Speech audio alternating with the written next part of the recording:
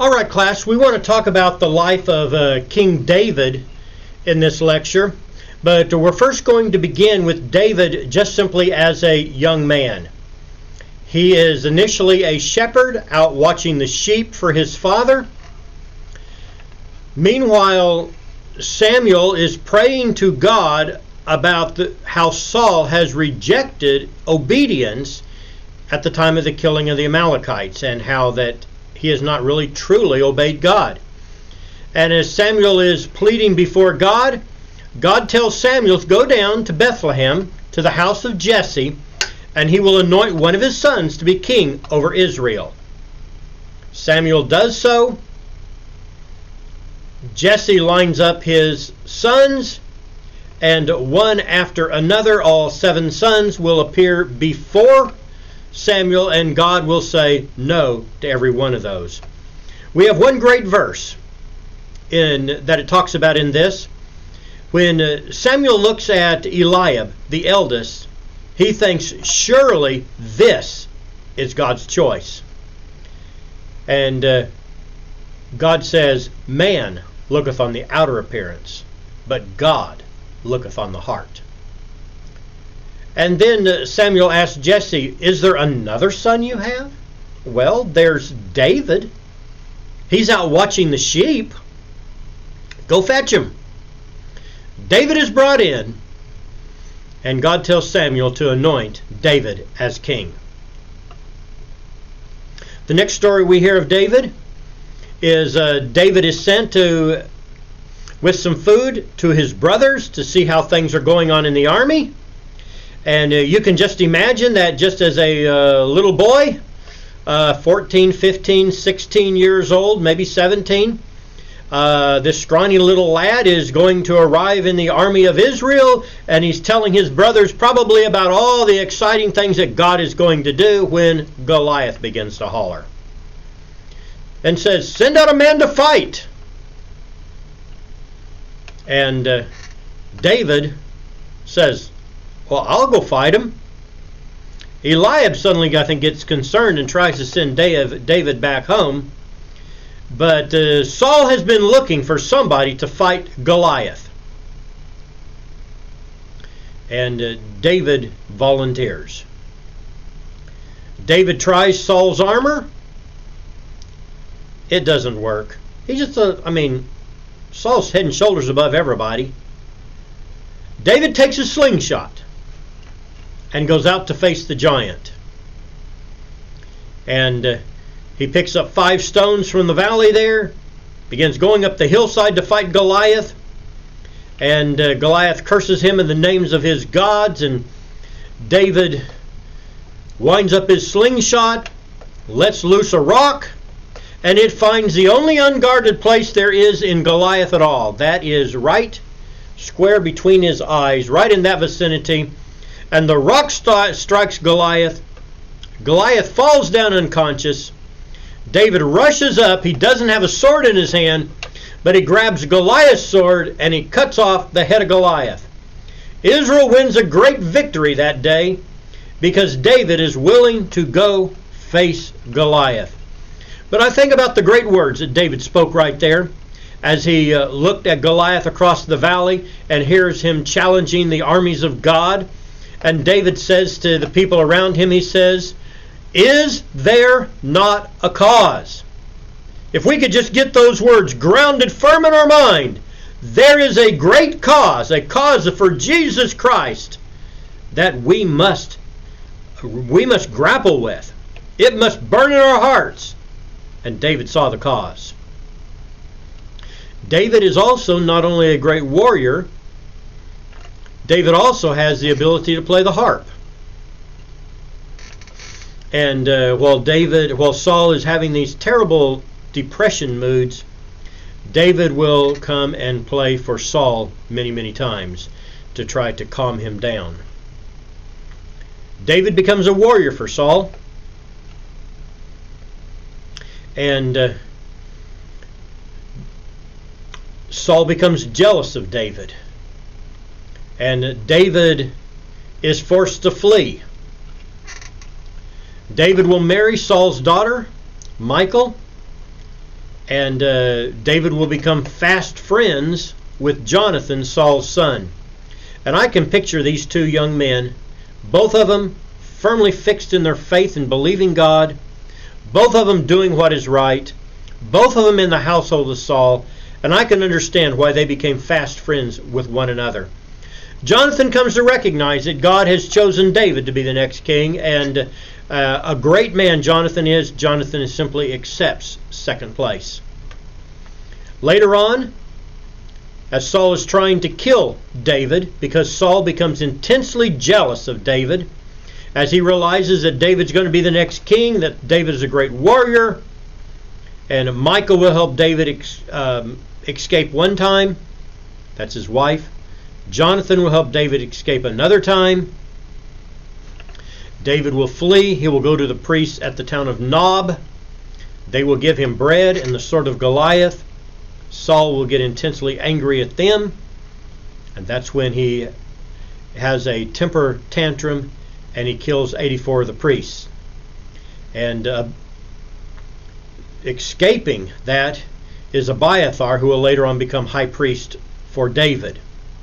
David will flee down into the wilderness of Judea,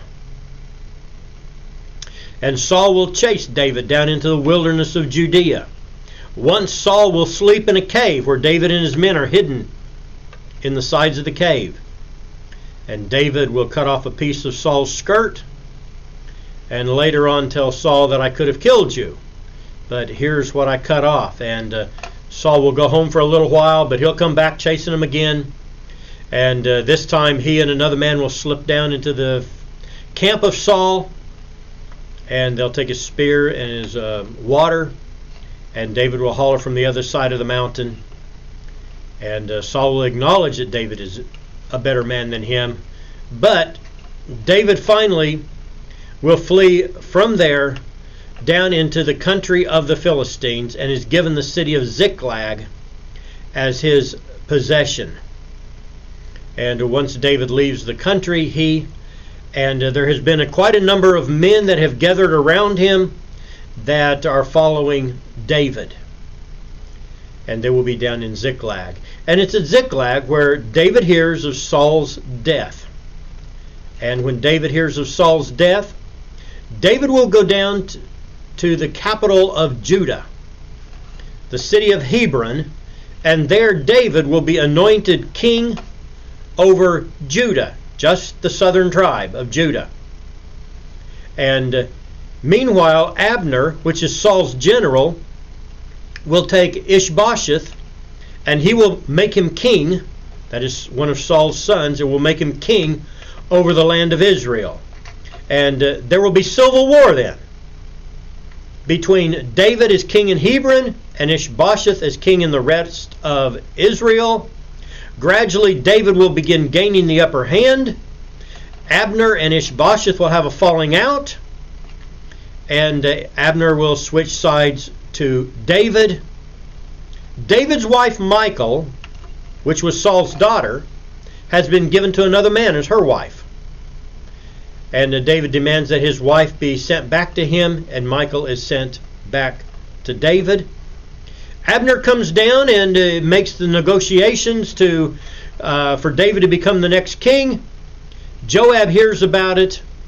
Joab calls Abner back, and Joab will put his sword into Abner's heart and will kill Abner. A couple of reasons that Abner was killed is Abner had killed Joab's brother, Asahel. And also, I think Joab is worried about his position if the general for Israel becomes on David's side, then he's afraid Abner will be the general for David's troops rather than Joab himself. And it could also be that just simply Joab didn't trust Abner. If Abner was willing to betray the king that he had put in place, Ishbosheth, then could he trust him? Ishbosheth will then be killed by one of his servants, and David will then become king over all of Israel. David will reign 7 years in Hebron, 33 more years in Jerusalem, which he will make his capital, a total of 40 years. The general leaders for David's troops will be Joab, who will be the general. Joab's brother, Abishai, will help in running and leading the troops, and Abishai is a great warrior personally himself. Abiathar will be David's high priest. Once David is placed in Jerusalem as king over all of Israel, David will then make steps to bring the Ark of the Covenant from Beth Shemesh, where it has been since the days of Eli the priest, and to bring it back to Jerusalem. And so they go down to Beth Shemesh, they load the Ark of the Covenant onto a cart, they head out to bring it back to Jerusalem, and it's sort of wobbling as the cart is shaking, and a man by the name of Uzzah will put out his hand to stabilize the Ark of the Covenant, and when he touches the Ark of the Covenant, God will strike Uzzah dead. The Ark will immediately be taken to a nearby house and will be left there for a number of months. And David will try to figure out what is wrong, and they discover that they were carrying it the wrong way. It was meant to be carried by the priests with poles, and it to be sat upon the shoulders of the priest and on poles. It was not to be placed on a cart. And this time they will go back down, they will carry it appropriately, and they will bring it back to Jerusalem. David will desire to build a temple to God, and he goes to Nathan the prophet. Nathan the prophet says, that's fine, go ahead. And then Nathan tells him, no, God says not to. He says, I will have your son build the temple, but because you're a man of war, he'll have his son do it. And David, once he is established in Israel, he will have war with all of the countries surrounding Israel that border Israel. He will crush the Philistines where they are no longer a major threat again. He will defeat Moab. He will defeat the Ammonites. He will defeat Syria. He will even go beyond Syria and defeat some others clear up by the Mediterranean. And the only country that he does not have war against and defeat is the Phoenicians, or we could call them Tyre and Sidon. Their king Hiram makes friends of David, and they have a good relationship all the days of David and all the days of Solomon. In fact, they never really are involved in war against the Israelites. They've made peace with them. The Phoenicians are probably more interested in trade in the Mediterranean and in the city of Carthage and in war in that vicinity rather than in their homeland next to David. All right, we're going to stop at that point, and then we're going to cover the later life of David and Solomon in the next lecture.